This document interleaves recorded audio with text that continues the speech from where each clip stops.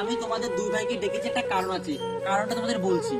কি কারণ বাবা? তোমাদের দু ভাইয়ের একটা বুদ্ধির পরীক্ষা নেব। তোমাদের দুই ভাইকে আমি কিছু টাকা দেব, ওই দেখবো কার মাথায় কত বুদ্ধি।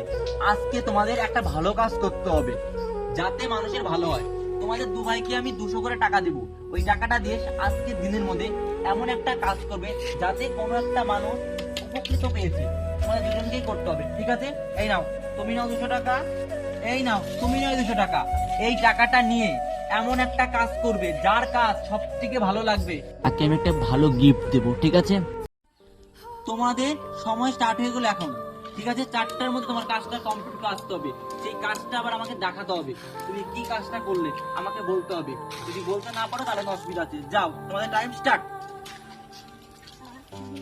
রিজু, তুই এখন কি করবি? আমার যা ইচ্ছে তাই হবো, তুই এখন যা এখান থেকে।